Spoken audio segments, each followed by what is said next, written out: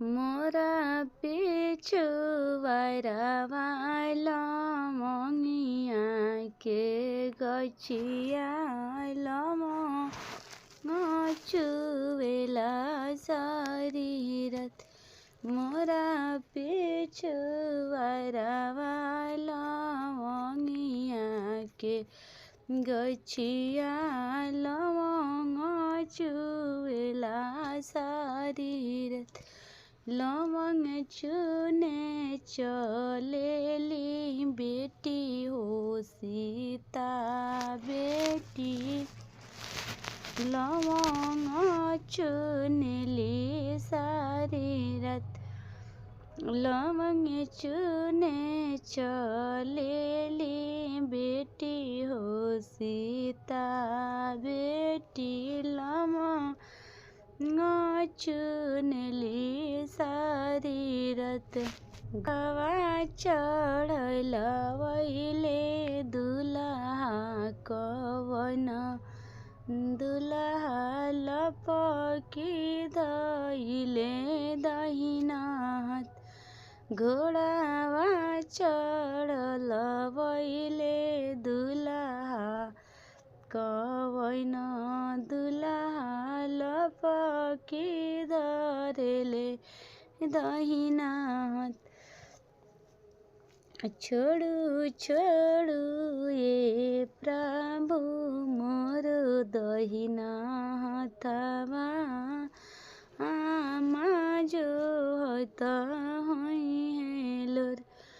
आमा जो हत हुई है बट। छोड़ू छोड़ू ये प्रभु मोर दहिना हाथवा। भाभी जो हत हुई है बट।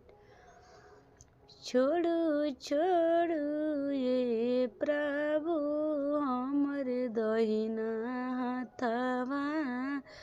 चाची जो हत हुई है बट। आमा मोरो देखी है तो गर्भ रही जई है। पापा दी है डोलिया फानम।